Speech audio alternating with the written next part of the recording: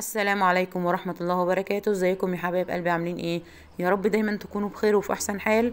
جاي لكم النهارده بفيديو جديد. قبل ما نبتدي الفيديو بتاعنا بقى، اللهم صل وسلم وبارك على سيدنا محمد وعلى اله واصحابه اجمعين. ما ننساش بقى الاشتراك في القناة وتفعيل الجرس عشان خاطر يوصل لكم مني كل جديد. ولو عجبكم الفيديو بقى يا ريت بقى تشيروه وتحطوا لي كده في الكومنتات كده وتقولوا لي رايكم في الجمال ده. يلا نشوف هنعمل ايه النهارده. وزي ما قلنا قبل كده، احنا شعارنا دبري ووفري، وكل حاجه بنحب ان احنا نعملها في البيت وبندبر وبنوفر. هنعمل ايه بقى النهارده؟ هنعمل ايه؟ اللهم صل وسلم وبارك على سيدنا محمد. هنعمل مع بعض الجيلي كولا. اولادنا بيجيبوها من بره، واحنا برضو هرجع اقول لكم احناش عارفين مصدرها ايه. لا، انا جبت كمان طريقتها النهارده سهله وبسيطه وعلى قد ايدينا، وانتوا شايفين قد ايه هي جميله. يلا نشوف بقى هنعملها ازاي مع بعض. عندنا القالب السيليكون ده، ولو ما عندكوش القالب السيليكون ممكن تعملوها على اي شكل عندكم، مش شرط يكون القالب ده موجود عندكم. عندي القالب دوت، وعندي كمان اشكال تانية هوريها لكم دلوقتي اللي هنصب فيها الجيلي كولا. بصوا شكله عامل ازاي. هنبتدي بقى ان احنا نشوف هنعمل ايه. المقادير بتاعتنا النهارده معايا كوباية من البيبسي. طبعا كلنا بنجيب البيبسي في البيت. بشيل بقى كوباية على جنب كده، وكمان معايا سكر ومعايا جيلاتين. وهو ده بقى ملك الوصفة بتاعنا النهاردة، الجيلاتين. الجيلاتين هو اللي بيحول المية معايا لجيلي زي ما بتشوفوها كده. اللهم صل وسلم وبارك على سيدنا محمد على اله واصحابه اجمعين. حطيت انا بقى كوبايه البيبسي على جنب، وجبت كمان نص كوبايه صغيره، وابتديت اضيف عليها 3 معالق من الجيلاتين الكبير. لازم تكون المعلقه كبيره مليانه. وهبتدي ان انا اقلبه كده، دوبه فيها اهو زي ما انتم شايفين كده. وهبتدي ان انا اركنه على جنب. عندي بقى حله هنا، هبتدي ان انا انزل بالسكر بتاعي هنا، نص كوبايه مليانه من السكر اهو. بصوا كمان عندي النص كوبايه من البيبسي. ما هو انا كان عندي كوبايه، خدت نصها حطيت فيه الجيلاتين، وادي النص التاني حطيته في الحله زي ما انتم شايفين كده. وضفت السكر عليه. نمشي مع بعض خطوه بخطوه. هنعمله مع بعض سهل جدا جدا جدا. هنحط ايه كمان عليه؟ ادي المكون الثالث اللي هو ايه؟ معايا عسل كلوكوز. عسل الكلوكوز احطه بقى كده عليه، وبعدين اطلع بيهم على النار على طول. اللهم صل وسلم وبارك على سيدنا محمد وعلى اله واصحابه اجمعين. هبتدي بقى ان انا كده ايه، احطهم على النار وابتدي اقلب فيهم لحد ما يفك معايا العسل الكلوكوز ويسيل خالص. وايزي بتقلب كده فيه. حطينا ايه؟ نقول تاني مع بعض. حطيت نص كوبايه من البيبسي، وحطيت عليها نص كوبايه من السكر. وبص بقى عندي هنا الجيلاتين عامل ازاي. انا حطيت النص كوبايه التانية بتاعه البيبسي فيها الجيلاتين لحد ما نفش معايا بالمنظر ده كده. خلاص اما حطيتها بقى على النار وابتدى يغلي، ابتديت ان انا اضيف ايه؟ الجيلاتين عليه. وايدي بقى برضه مش هتقف، هفضل اقلب فيه كده عشان ما يكتلش معايا. لازم افضل اقلب فيه كده لحد ما يبقى ماده سايله معايا خالص. هفضل اقلب فيه كده على النار دقيقتين او 3. لو وصلتوا لحد هنا في الفيديو بقى، ما تنسونيش في الاشتراك في القناة وتفعيل الجرس عشان خاطر يوصل لكم مني كل جديد. وان شاء الله افضل كده اجيب لكم في طرق جميلة سهلة وبسيطة لينا ولأولادنا، ونفضل على طول كده ندبر ونوفر مع بعض مع ركن المطبخ مع حوا. خلاص كده شلته بقى من على النار وسبته كده يهدى خالص.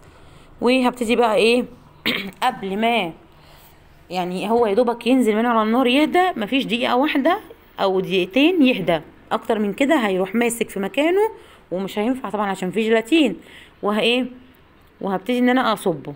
لكن اكتر من كده زي ما قلنا هيبتدي يمسك في مكانه ومش هينفع نعمل فيه حاجه اهو. بصوا انا فضيته في حاجه صغننه عندي هنا. وعندي هنا بقى ايه؟ هنبتدي بقى لو عندنا حاجه صغيره كده هنملاها بايه؟ هجيب سرنجه نظيفه زي ما احنا شايفين، وهبتدي ان انا املاها من الجليكولا عندي. وابتدي بقى ان انا افضي فين فيها كده زي ما احنا شايفين. اللهم صل وسلم وبارك على سيدنا محمد وعلى اله واصحابه اجمعين.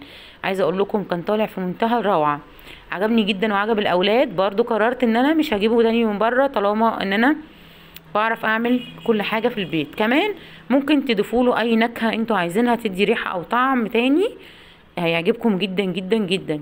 ده كله في ايدينا ونقدر ان احنا نعمله. هعمله بقى القالب دوت معاكم كده، وهبتدي برضو ان انا هضيف في القوالب التانية، بس انا حبيت اوريكم ان احنا لما نملى القالب ده بنملاه ازاي. بيبقى عندي سرنجة نضيفة بفتحها وببتدي ان انا اشطفها، وبعد كده ايه اصب فيها بيها زي ما انتوا شايفين كده. وبكده القالب بتاعي خلاص كده اتملى. هسيبه بقى على جنب، وابتدي بقى ايه ابتدي املى القوالب التانية. مش هملاها، هحط في الارضيه بتاعتها تحت خوا كده عشان يطلع معايا رقيق وجميل زيه زي الجيليكولا بالظبط، بس هيديني في النهايه شكل ايه، ارنوب، وش ارنوب. فاي شكل عندكم انتوا ممكن تعملوه. انا عملت على شكل الارنوب، وعملت القالب اللي ورا ده عامل زي الدوده الصغننه كده، دوده الأز. وكمان عملت على شكل القلب، عندي برضو قالب سيليكون قلب، رحت عامله فيه برضو. بصوا بقى المنظر والجمال. سبته بقى ساعتين، من ساعتين لساعتين ونص في التلاجة، وطلعته. هوريهولكم دلوقتي بقى اما اطلعه من القالب شكله عامل ازاي. عايزه اقول لكم في منتهى الروعه والجمال. اللهم صل وسلم وبارك على سيدنا محمد وعلى اله واصحابه اجمعين. طالما عرفنا نعمل الحاجه في البيت مره واتنين وتلاته، يبقى كده خلاص هنجيبها من بره ليه؟ اكيد هتعجب اولادنا، واكيد هنقدر نعملها تاني وتالت وعاشر. يبقى ملناش ان احنا مثلا هنروح نشتريها من بره بالغلا. طب ليه؟ شوفوا انا ما كلفتش اي حاجه، يا دوبك نص معلقه، نص كوبايه من السكر، وكمان كوبايه بيبسي. يعني كتير قوي بيجيبوا بيفيد منهم بيبسي وبيرموه، لا انت لو ممكن ما ترموش، انت ممكن تسيبي الكوبايه على جنب وتبتدي تعمليه منها بره، تسيبيها بره، وتاني يوم ممكن تعملها لهم. في حاجه كمان ممكن تعمليه باشكال تانية خالص، وما يكونش بالبيبسي، وبديل البيبسي ممكن يكون حاجات تانية. باذن الله باذن الله هعمل لكم حلقات وهوريكم بنعملها ازاي باشكال تانية وبالوان تانية، وبرده كل حاجه على ايدينا وفي البيت، وما نجيبهاش من بره ان شاء الله باذن الله. بصوا بقى منظره، وبصوا جماله بعد ما طلع من التلاجة. والله عظيم، عايزه اقول لكم ان الكاميرا ظلماه في منتهى الجمال. عفوا، روعه. بصوا الجمال، مهما احكي لكم على منظره وعلى جماله يعني مش قادره اقول لكم. بصوا الشكل كمان لما بتمسكيه في ايدك كده اكنك جايبه جيليكولا من بره، يمكن ده احلى كمان بكتير. بصوا بقى، بصوا المنظر كده، بصوا معايا واحده واحده. بصوا بصوا بصوا المنظر، يعني مفيش بعد كده جميل. بصوا بصوا، جيليكولا جيليكولا مفيش كلام. طعم كمان كان خرافه، والولاد عجبهم جدا جدا. وده القالب اللي عملته اللي هو القلب دوت، بصوا عامل ازاي، بصوا طري ازاي، بصوا بصوا، يعني مفيش كلام. وده كمان الارنوب اللي عملته، بصوا بقى، يعني عايزه اقول لكم تحفه. اسيبكم بقى في رعايه الله، واجيلكم بوصفات الجديده، والسلام.